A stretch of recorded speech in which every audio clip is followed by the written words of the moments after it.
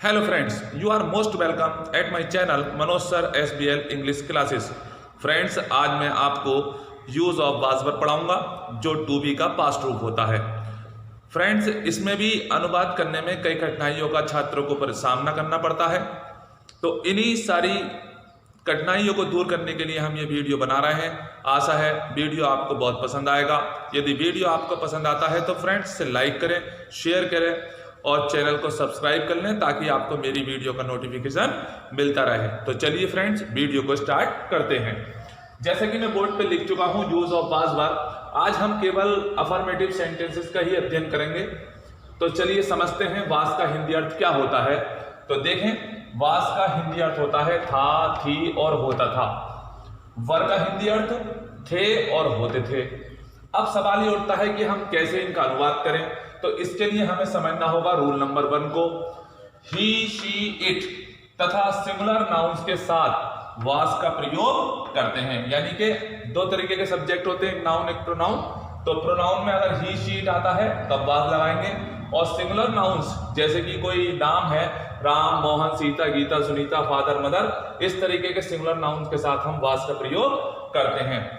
इसके अलावा फ्रेंड्स आप इसे ऐसे भी समझ सकते हैं, सिंगुलर सब्जेक्ट लिखें, उसके बाद वाज लिखें, फिर कॉम्प्लीमेंट लिख दें, और इसके बाद एक और चीज आती है कॉम्प्लीमेंट ऑब्जेक्ट, वो भी हम लिख सकते हैं। ठीक है, अब देखते हैं हम रूल नंबर 2।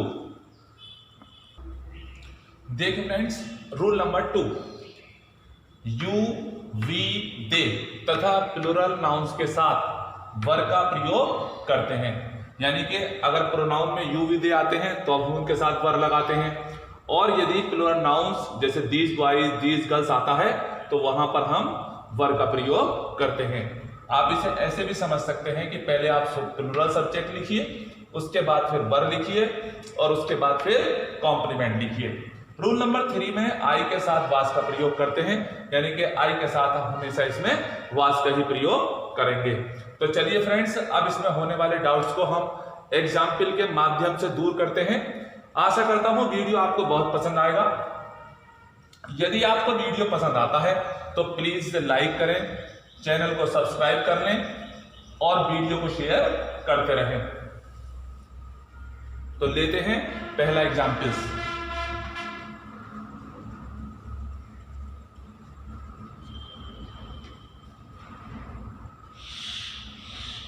बच्चा बीमार था।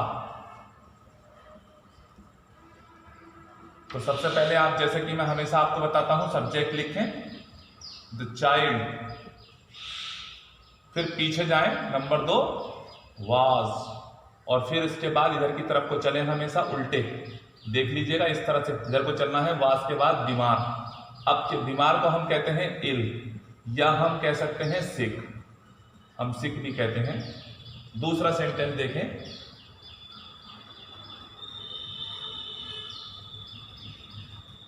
फल ताजे थे। तो फल लिखेंगे पहले, द फ्रूट्स, और थे की वर मैंने बताया था। देखिए आपने देखा सिंगुलर था तो वाज लगा, और यहां प्लुरल आया तो वर लगा। तो यहां थे के बाद एक, ये 2, और फिर ताजे, तीसरे नंबर पे ताजे, फ्रेश। इस तरीके से आपने देखा फ्रेंड्स, अनुवाद होके तैयार हो गया आपका। फल ताजे थे, द फ्रूट्स वर फ्रेश। एक एग्जाम्पल और लेते हैं, वह आदमी बड़े बुरे मिजाज का था।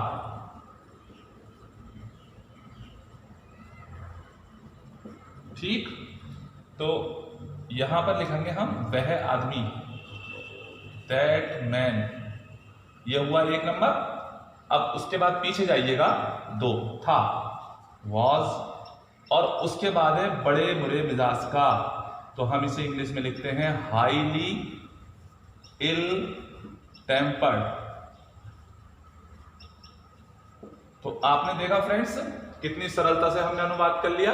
सबसे पहले सब्जेक्ट लिखा, फिर उसके बाद पीछे वर्ब लिख दी, यहां वाज वर्ब प्रिंसिपल वर्ब के रूप में है, तो फिर उसके बाद इधर को चले तो बड़े बुरे मिजाज का, तो हाईली इल टेम्पर्ड। तो सेंटेंस पूरा तैयार हो गया, that man was highly ill tempered. अगला एग्जाम्पल लेते हैं। देखिए फ्रेंड्स, अगला एग्जाम्पल, हम वहां अजनबी थे।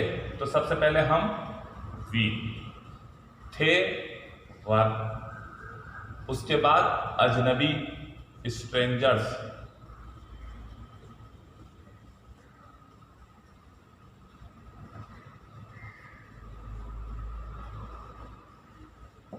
ठीक, हम वहां अजनबी थे, वी वर स्ट्रेंजर्स दिया। तो आपने देखा कितनी सरलता से हो गया, फिर से समझ लें। हम पहले लिखा, फिर थे लिखा, नंबर 2 अजनबी 3 हो गया, और उसके बाद वहां 4 हो गया। तो बन गया सेंटेंस वी वर स्ट्रेंजर्स दिया। देखिए फ्रेंड्स, एक बात इसमें जो बहुत बड़ा डाउट है वो ये है कि कभी कभी हिंदी में वर्ब हमारी जो है वो सिंगुलर होती है और दिखने में अंग्रेजी जब हम उसे बनाते हैं तब वहां वर्ब प्लूरल आती है। कैसा होता है सेंटेंस, जरा एग्जाम्पल से समझ लीजिए। जैसे लड़कियां वहां थी, अब आप देखें लड़कियां, द गर्ल्स, ठीक। उसके बाद देखिए थी, अब थी सिंगुलर में हिंदी में तो ऐसे दिखता है थी सिंगुलर है, लेकिन यहां लड़कियां बहुत सारी हैं, प्लूरल है, तो यहां पर थी की अंग्रेजी वर आएगी, ठीक है। बस इसी डाउट को आपको खास तौर से ध्यान रखना होगा, वरना नहीं तो आपकी गलती हो सकती है। तो द गर्ल्स वर, और वहां की फिर उल्टे चलेंगे, जैसे कि मैंने बताया था, इसके बाद इसका नंबर आया दियर। तो गर्ल्स वर दियर। अब एक बिल्कुल इसके अपोजिट एग्जाम्पल लेते हैं कि वर्ब प्लूरल दिखेगी परंतु आएगा इंग्लिश में सिंगुलर वर्ब भी। अब वो क्या है जरा देखें। पिताजी कल नाराज थे। अब देखिए यहां पे थे है नहीं, और यहां पर पिताजी सिंगुलर है।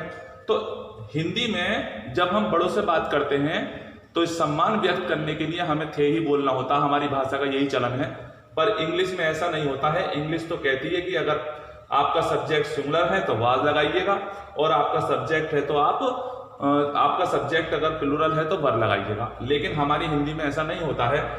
हम यहाँ जब हम बड़ों से सम्मान से बात करते हैं अपने, तो वहां हम सिंगुलर सब्जेक्ट के साथ प्लूरल वर्ब का प्रयोग करते हैं। अब जैसे पिताजी कल नाराज थे, इसी को देखें ध्यान से। अगर हम इसे ऐसे बोले हैं कि पिताजी कल नाराज था, तो बदतमीजी साफ झलकेगी, जो बिल्कुल भी अच्छा नहीं लगेगा। सही है नहीं? अब आप समझ रहे होंगे मेरी बात को कि मैं क्या कहना चाहता हूं आपसे। तो आपका जब भी कभी ऐसा सेंटेंस आता है तो वहां पर आप ध्यान रखिएगा सिंगुलर सब्जेक्ट और प्लूरल सब्जेक्ट का। हिंदी में चाहे था हो, थी हो, थे हो, इससे कोई फर्क नहीं पड़ता। इंग्लिश का नियम है सिंगुलर के साथ वाज लगाइएगा, प्लूरल के साथ वर का प्रयोग कीजिएगा। तो हम यहाँ फादर हैं जो कि सिंगुलर है, तो फादर, फिर थे के लिए वाज, और नाराज की एंग्री, और कल की बीते हुए कल की यस्टरडे। तो देख लीजिए आप कितना इजी है, फादर वाज एंग्री यस्टरडे। और इस चीज से हमेशा सावधान रहिएगा, नहीं तो जब आप स्टोरी बनाएंगे या स्पीकिंग करेंगे तो वहां आपसे गलती हो सकती है। तो फ्रेंड्स, एक एग्जाम्पल और मैं इसमें आपको करके दिखाता हूं ताकि आपको और ज्यादा क्लियर हो जाए।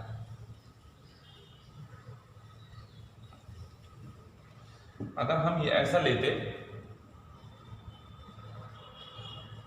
पंडित नेहरू भारत के प्रथम प्रधानमंत्री थे।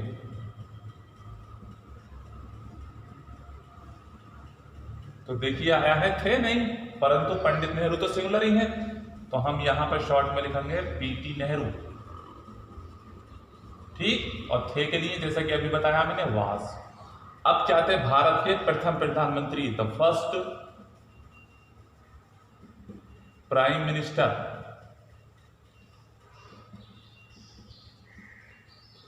Of India. ये के लिए ऑफ लगाएंगे, फिर इंडिया। आशा है आपको समझ आ गया होगा। तो चलिए फ्रेंड्स, हम आगे बढ़ते हैं, अगला एग्जाम्पल लेते हैं। यहां देखें,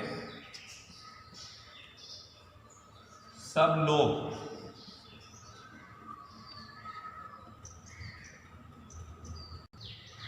देखें फ्रेंड्स, सब लोग बारात में नशे में चूर थे। कैसे करेंगे इसका अनुवाद? तो पहले हम सब लोग को समझेंगे। दो तरीके से लिख सकते हैं, ऑल द पीपल, या फिर हम लिख सकते हैं एवरीबॉडी। तो अगर हम एवरीबॉडी का प्रयोग करते हैं तो उसके साथ हमें वाज का प्रयोग करना होता है, और ऑल द पीपल के साथ वर्ब प्लूरल आती है, वर्ब का प्रयोग करना होता है। तो पहले हम लिख देंगे, कोई से भी तरीके से बना लीजिएगा, मैं एवरीबॉडी से बना देता हूं।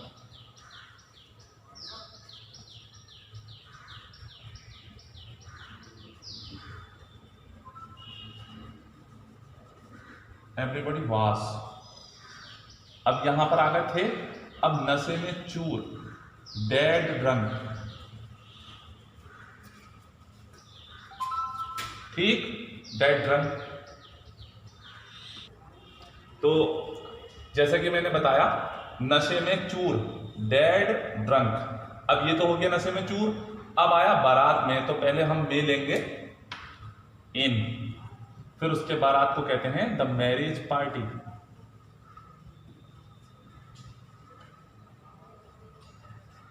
ठीक, देख लीजिए फ्रेंड्स, कितना सरल होता है सब। देखने में ऐसे लगता है, पर आपकी स्पीकिंग को बहुत ज्यादा इंप्रूव करेगा, आपके ट्रांसलेशन को बहुत इंप्रूव करेगा। अगर यदि आप ऐसी चीजों पे बहुत ज्यादा ध्यान देते हैं तो मैं समझता हूं इंग्लिश आप बहुत जल्दी ही सीख जाएंगे। दिखने में बस ऐसा ही होता है कि यूज ऑफ बाज बार बहुत ही सरल है, लेकिन इसमें बहुत सारी गलतियां फिर भी हो जाती हैं। तो हमें सावधान रहना चाहिए अपनी स्टडी में, और हर चीज बहुत केयरफुली सीखनी चाहिए। तो चलिए फ्रेंड्स, मैं एक और एग्जाम्पल लेकर आपको बताता हूं। मैं पूरे, बड़ा बेकार लिखा गया, मैं पूरे होश में था। तो आई वास, ये जैसा कि मैं बता चुका हूं, पहला और अंतिम, ये आई वास, पूरे होश में था, इन परफेक्ट सेंसेस।